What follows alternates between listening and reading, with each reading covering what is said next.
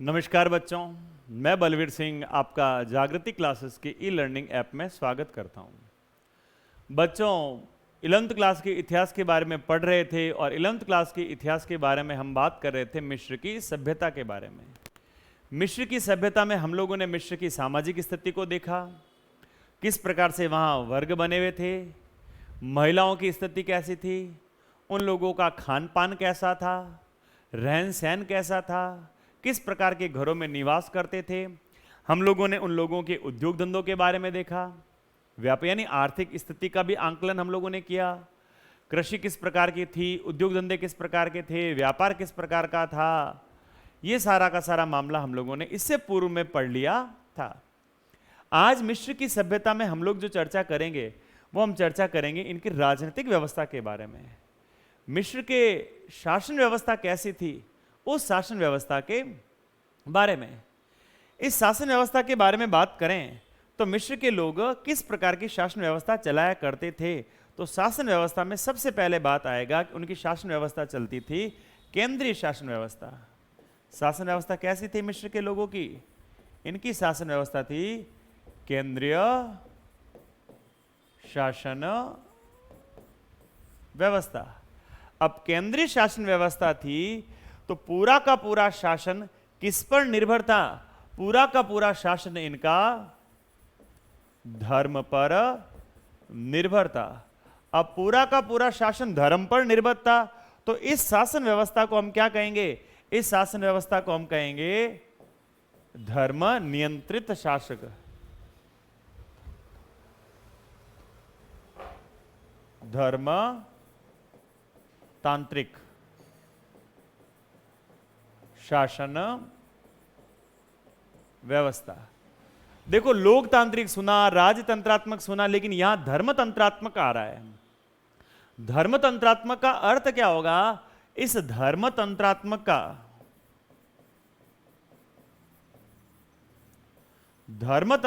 का अर्थ होगा धर्म के अनुसार शासन चलाया जा रहा है। और धर्म के अनुसार शासन किस प्रकार से चलाया जा रहा है? तो मिस्र के अंदर जो राजा थे वो मिस्र के राजा स्वयं को देवता का प्रतिनिधि समझते थे। और स्वयं को देवता का प्रतिनिधि समझते थे तो ऐसी स्थिति में, और स्वयं को देवता का प्रतिनिधि कौन से देवता? सूर्य देवता। और सूर्य देवता के बारे में हम लोगों ने बात की। सूर्य देवता को क्या कहा जाता है?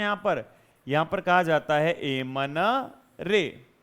मिस्र के लोग खुद को सूर्य देवता का प्रतिनिधि समझते थे और खुद देवताओं के प्रतिनिधि हैं तो स्वयं को ही क्या मान लेंगे?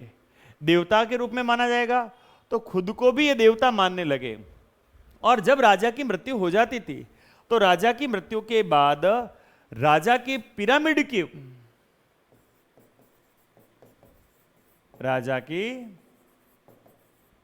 मृत्यु के बाद राजा का बनेगा पिरामिड और उस पिरामिड के बाहर बनाया जाएगा उस राजा का मंदिर और उस मंदिर के अंदर की जाएगी उस राजा की पूजा।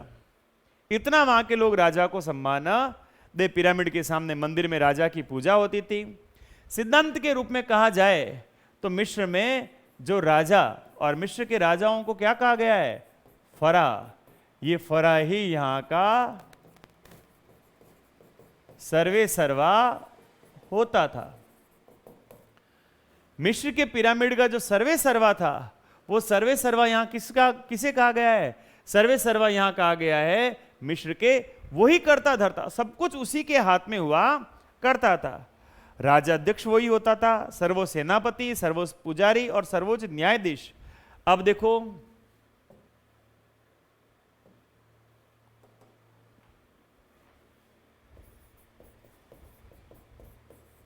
मिस्र में राजा और राजा को कहा है फरा। ये फरा होता था सर्वे सर्वा। ये राजा जो है वही है मिस्र का राजा अध्यक्ष। यही है यहां का प्रमुख सेनापति, सेना का हेड, सेना भी पूरी राजा के पास में, और राजा ही हुआ करता था यहाँ का सबसे बड़ा जज, या जिसको हम कहे तो न्यायाधीश। सबसे बड़ा न्यायाधीश भी राजा, सेनापति भी राजा, अध्यक्ष भी राजा, और साथ साथ इस राजा के बारे में कहा गया है कि इन प्रमुख सेनापति, राजा, अध्यक्ष, प्रधान सेनापति के साथ साथ में जो प्रमुख पुजारी जो होता था, वो प्रमुख पुजारी भी ये राजा ही हुआ करता था। यानी जो कुछ है मिस्र में, वो जो कुछ है वो कौन है? राजा है। अब देखा जाए तो इस तरह से सब कुछ राजा होगा तो राजा कैसा है? राजा निरंकुश है, राजा के ऊपर किसी का अंकुश नहीं है। लेकिन राजा निरंकुश तो है, लेकिन निरंकुश था परंतु कुछ परंपराओं का पालन करना पड़ता था। राजा किस में बंधा हुआ है? निरंकुश, करेगा अपने मन से, लेकिन किसके अनुसार करेगा? परंपराओं के अनुसार। इन परंपराओं का उल्लंघन करके वो अपने मन मर्जी से कुछ भी नहीं कर सकता था। जिस प्रकार की परंपरा रही, उन परंपराओं के आधार पर ही इस राजा को कार्य करना पड़ेगा। प्रशासनिक सलाह देने के लिए, प्रशासनिक सलाह देने के लिए यहां एक समिति बनी हुई थी, और जो समिति बनी हुई थी उसका नाम था सरू। सरू नामक एक परिषद हुआ करती थी जो राजा को सलाह देती थी। अब राजा को प्रशासनिक सलाह किसके द्वारा दी जाती थी? तो राजा को प्रशासनिक सलाह दी जाती थी इस सरू नामक संस्था से। अब सलाह देना इसका काम था, क्योंकि राजा यहां कैसा है? निरंकुश है। कोई सलाह दे किसी व्यक्ति को, ठीक है, सलाह दे दी। अब जरूरी है सलाह दी तो उस सलाह को माने ही माने अगला। मानना या न मानना तो उस आगे वाले व्यक्ति के ऊपर निर्भर करता। उसकी इच्छा हुई तो वो मानेगा, इच्छा नहीं हुई तो वो नहीं मानेगा। यहां पर भी यही बात दिखाई गई है। सलाह देना उस सरू का काम था, लेकिन सलाह को मानना न मानना ये राजा का काम था। प्रशासनिक कार्यों के लिए एक प्रधानमंत्री, प्रधानमंत्री के साथ में अन्य कर्मचारी हुआ करते थे। फिर हम बात करेंगे यहां मिस्र के अंदर जो प्रांतीय व्यवस्था है, वो प्रांतीय व्यवस्था किस प्रकार की थी? तो प्रशासनिक सुविधा से आसानी से शासन चलाया जा सके। देखो जैसे अपना भारत, और भारत में कितने राज्य है? 28 राज्य है या 29 राज्य है? फटाफट बोलो, मन मन में जवाब दो, घर बैठे बैठे। यहां तो मैं आप कहोगे, हम बोलेंगे, आप कैसे सुनोगे? सुन रहा हूं, जादू है मेरे पास में, घर बैठे बैठे की आवाज मेरे पास में आ रही है, और नहीं बोले तो श्राप मिलेगा यहां से। हाँ बोलो फटाफट फटाफट। कितने राज्य हैं हमारे भारत में? तू गलत बोला है, 29 राज्य नहीं है, 28 राज्य ही है। तो 28 राज्य है हमारे भारत में। भारत में 28 राज्य है, और जो केंद्र शासित प्रदेश थे उनकी संख्या 2 और बढ़ गई। जम्मू कश्मीर पहले राज्य था, उसको तोड़कर अब केंद्र शासित प्रदेश, तो 9 केंद्र शासित प्रदेश हो गए और 28 हो गए राज्य। राज्य क्यों बनाए गए? ताकि प्रशासनिक दृष्टि से, देखो पहले भारत को टुकड़ों में राज्य, फिर राज्यों को जिलों में, फिर जिलों को तहसीलों में, इस प्रकार से शासन सारा का सारा काम आसानी से चल सके। तो ऐसे ही यहां मिस्र में प्रशासनिक दृष्टि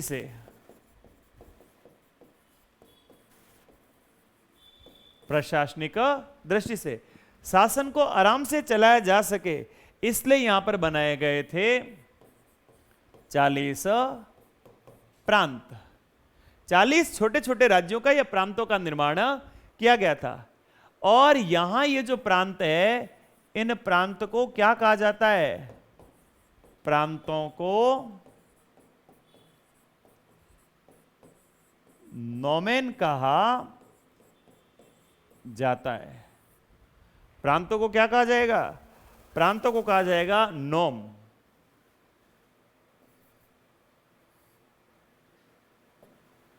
प्रांत को कहा गया है नोम। और इन प्रांतों का जो अधिकारी होगा, इन प्रांतों के अधिकारी को कहा जाएगा नोमेन। कितने प्रांत मिस्र में? 40 प्रांत। क्यों बनाए गए? प्रशासनिक दृष्टि से काम आसानी से हो जाए इसलिए। प्रांतों को क्या कहा जाएगा? प्रांतों को कहा जाएगा नोम। और इन प्रांतों का जो अधिकारी होगा, उन प्रांतों के अधिकारी को क्या कहा जाएगा? उन प्रांतों के अधिकारियों को कहा जाएगा नोमेन। ये जो नोमेन है, इन नोमेन की नियुक्ति किसके द्वारा की जाती थी? इनको कौन नियुक्त करता था? तो इनकी नियुक्ति की जाती थी फराहों द्वारा। फराहों द्वारा, फराहों का अर्थ क्या बताया अभी मैंने? राजाओं द्वारा। तो इन नोमेन यानी इन प्रांतों के जो अधिकारी हैं, उन प्रांतों के अधिकारियों की नियुक्ति की जाती थी राजाओं के द्वारा, यानी कि फराहों के द्वारा। फराहों के द्वारा इनको नियुक्त किया जाता था। क्या काम करते थे ये? इन प्रांतों के अंदर अलग अलग जो सूबेदारी होती थी, उस सूबेदारी में लगान वसूलने का कार्य करते थे। नंबर 1, सूबेदारी में लगान वसूलने का काम। फिर हम बात करें तो इन प्रांतों में शांति व न्याय व्यवस्था बनाए रखने का काम इन नोमेनों का होता था। अक्सर फराह इन नोमेनों को जो नियुक्त करता था, ये नोमेन कौन हुआ करते थे? ये नोमेन हुआ करते थे सामंत। और इन्हीं सामंतों को इन प्रांतों का जिम्मा इन राजाओं के द्वारा सौंप दिया जाता था। और इनका महत्वपूर्ण काम होता था यहां से लगान वसूल करना प्रांतों से, और इन प्रांतों में शांति और न्याय की व्यवस्था बनाए रखना। फिर हम बात करें प्रांतों के बाद नगरों के बारे में, तो यहां मिस्र की जो नगरीय व्यवस्था थी, वो मिस्र की नगरीय व्यवस्था किस प्रकार की थी? नगरीय शासन प्रणाली यहां की कैसी है? तो मिस्र की नगरीय शासन व्यवस्था के अंदर बताया गया है कि यहां जो नगर थे, नगर का शासन बनाने के लिए अलग अलग अधिकारियों की नियुक्ति की जाती थी फराह द्वारा। शासन चलाने हेतु होते थे अधिकारी, और इन अधिकारियों की जो नियुक्ति है, वो नियुक्ति की जाती थी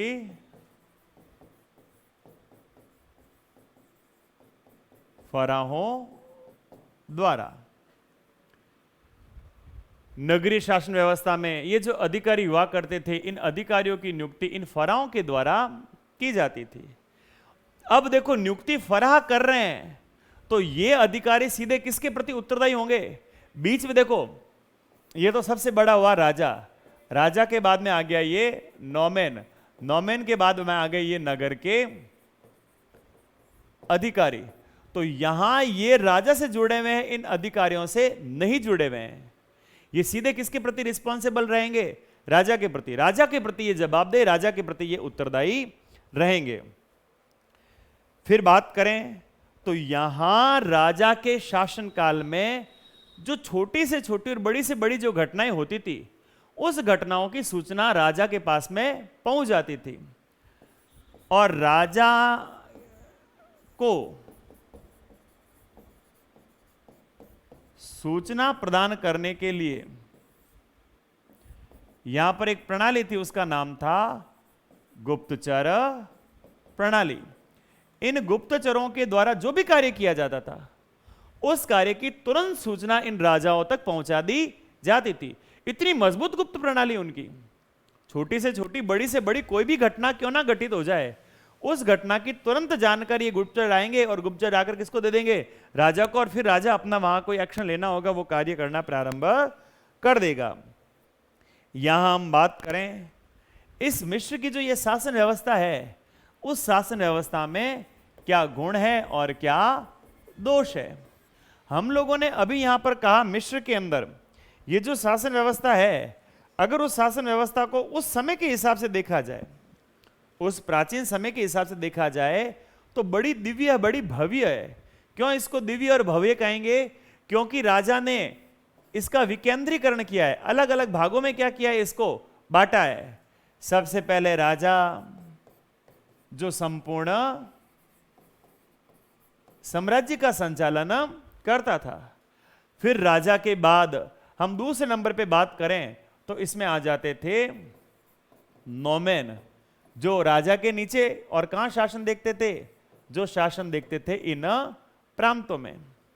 फिर हम बात करें तो नगरों के अंदर बनाए गए हैं ये अधिकारी, और ये प्रांतों के जो छोटे टुकड़े होते थे नगर, उन नगरों का शासन देखते थे।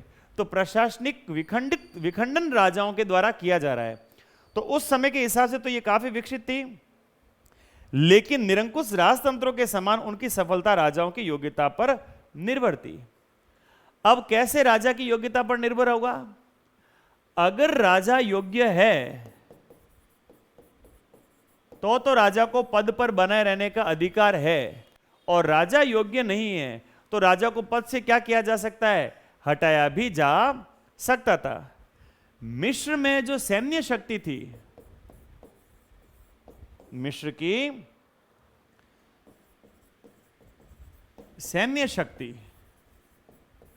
वो सैन्य शक्ति बड़ी ही कमजोर थी। क्यों कमजोर थी भाई मिस्र की सैन्य शक्ति? तो मिस्र की सैन्य शक्ति के कमजोर होने के पीछे कारण बताया गया। ये जो मिस्र है वो मिस्र प्राकृतिक रूप से यह मिस्र पूरी तरह से सुरक्षित है, और प्राकृतिक रूप से सुरक्षित होने की वजह से मिस्र के लोगों को लग रहा है हमें किसी से कोई खतरा ही नहीं है, और किसी से कोई खतरा ही नहीं है तो फिर इस सेना को मजबूत बनाने की, इस सेना को सुदृढ़ बनाने की आवश्यकता ही कहां महसूस हो रही है। ये चारों तरफ से अपने आप को ऊंची ऊंची पहाड़ियों से, मरुस्थलीय क्षेत्र से सुरक्षित समझ रहे हैं, इसलिए कह रहे हैं हमें तो यहां पर सेना की कोई आवश्यकता नहीं है। लेकिन फिर भी यहां कुछ सिविल अधिकारी जो होते थे, उन सिविल अधिकारियों को सेना का जिम्मा दे दिया जाता था।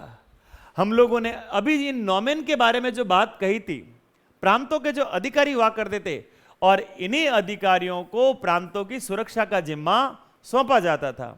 ये जो सिविल अधिकारी होते थे, इन्हीं सिविल अधिकारियों को नोमेन के रूप में नियुक्त किया जाता था, और अगर ये अयोग्य हो जाते तो ऐसी स्थिति में फराहों द्वारा या राजाओं के द्वारा इनको इनके पद से हटा दिया जाता था। मिस्र की न्याय व्यवस्था कैसी थी?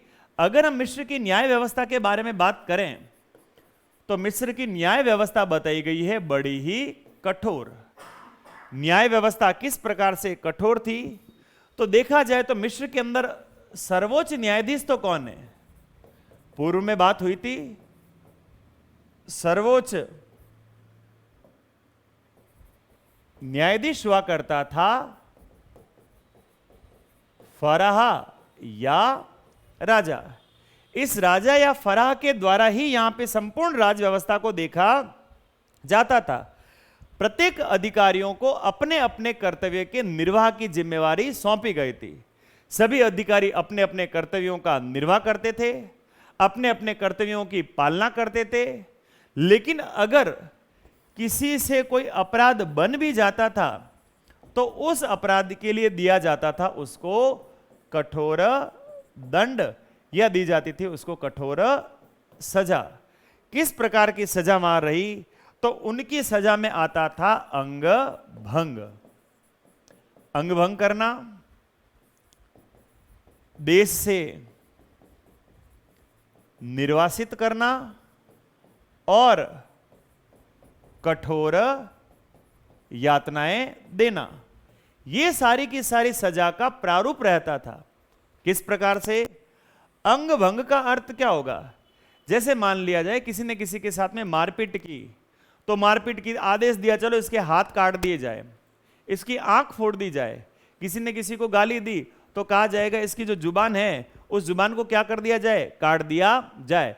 तो जो जिस प्रकार का अपराध करता था उसकी सजा उसको उसके अंग को नुकसान पहुंचाकर, अंग को तकलीफ पहुंचाकर, अंग को काटकर या अंग को खत्म करके सजा दी जाती थी।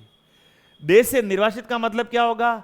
देश से निर्वासित का मतलब होता है देश निकाला, अपने क्षेत्र से निष्कासित कर दिया जाए, अपने क्षेत्र से उसे बाहर निकाल दिया जाए। और तरह तरह की कठोर यातनाएं भी मिस्र के लोगों को राजाओं के द्वारा दी जाती थी। फिर हम मिस्र की कला के बारे में बात करें तो मिस्र की कला में सर्व प्रमुख कला के नमूनों के रूप में जाने जाएंगे ये पिरामिड, और इन पिरामिडों को विश्व के आश्चर्य के रूप में भी शामिल किया गया है। पिरामिड क्यों बनाए जाते थे? हम लोगों ने पिरामिडों के बारे में चर्चा की थी। जब मिस्र के लोगों की मृत्यु हो जाती थी तो मिस्र के लोगों की मृत्यु के बाद उन लोगों का मानना था कि शरीर से आत्मा तो निकल जाती है, लेकिन एक शक्ति होती है वो शरीर के साथ में चिपकी हुई रहती है। तो मृत्यु के बाद उस मृतक का जो शरीर होता था उस शरीर को नष्ट नहीं होने देंगे।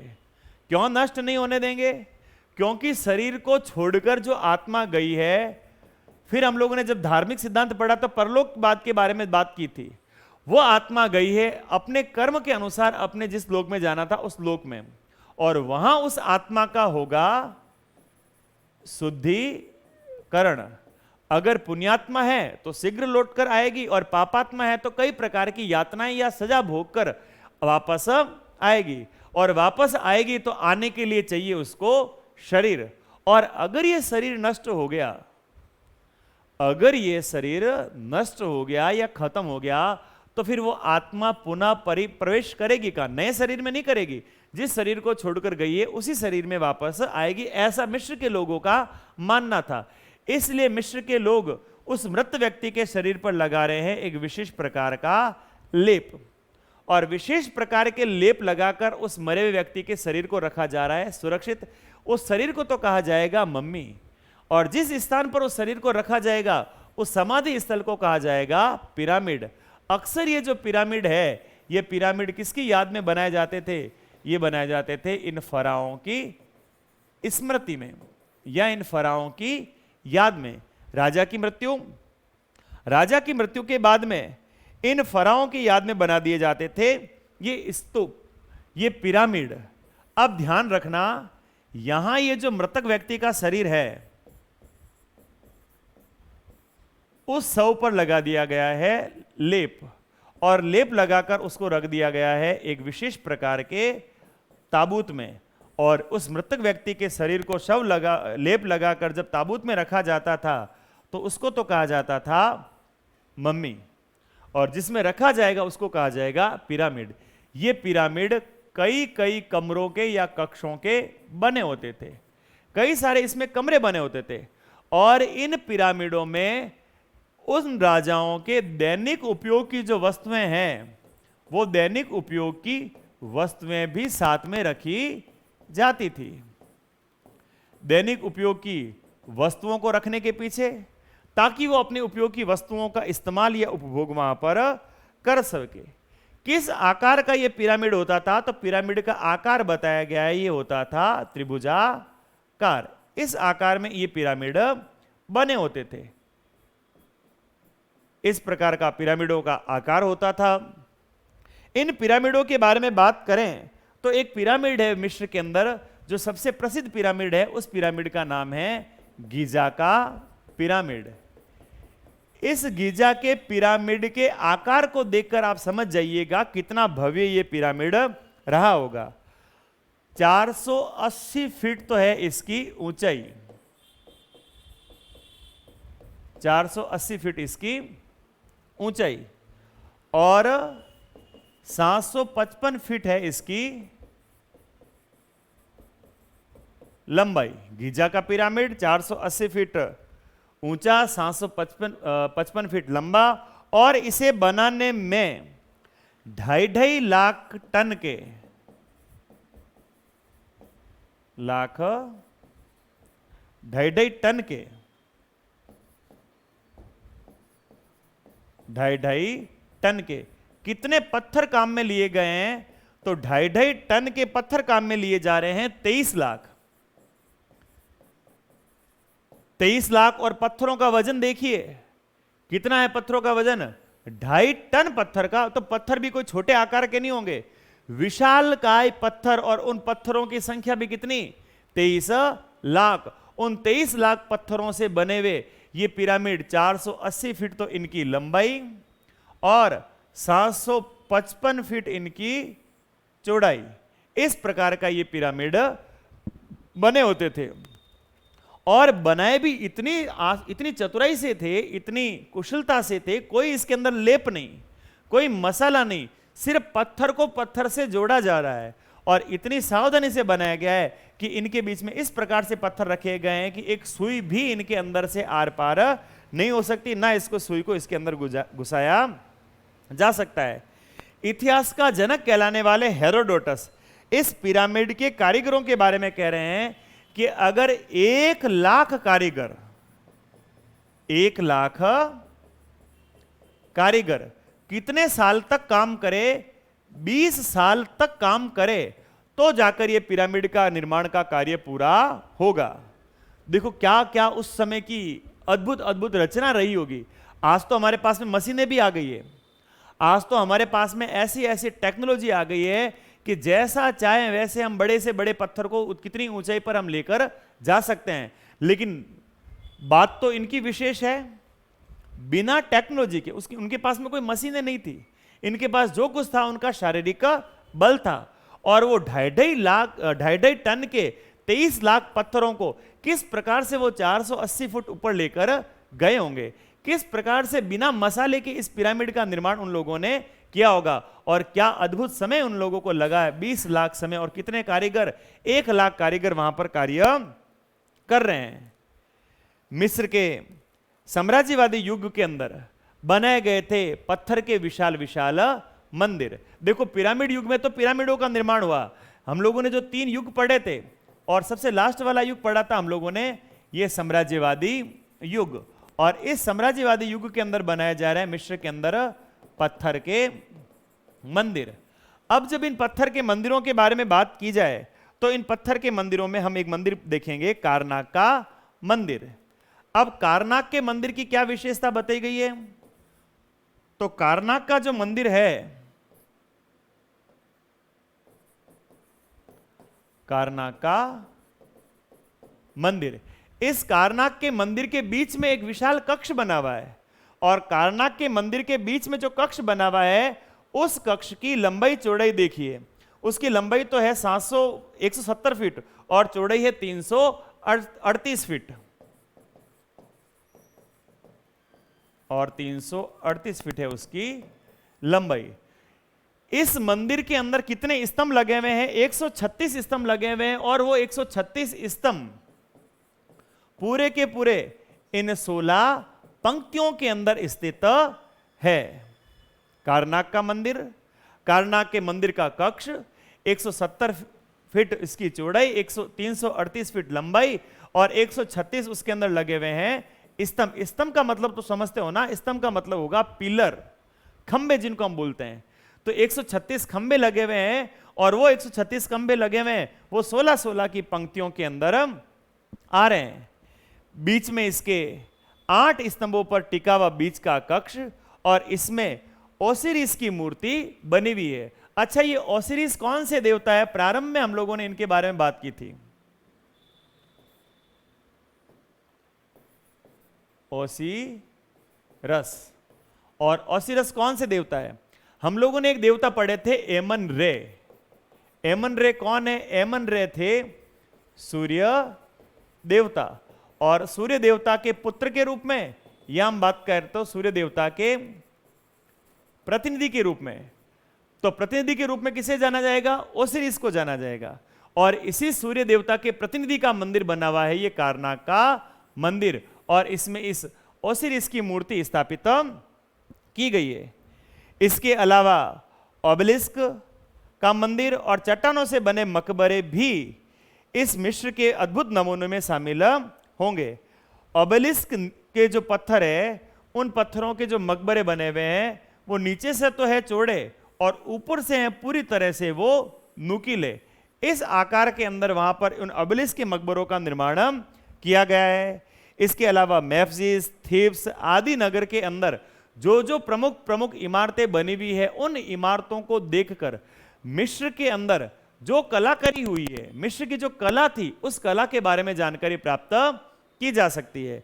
अब मिस्र की कला के अंदर हम मूर्ति कला पीछे बच रही है, और मूर्ति कला के बारे में हम बात करेंगे हमारी जो अगली क्लास होगी, उस अगली क्लास के अंदर। धन्यवाद।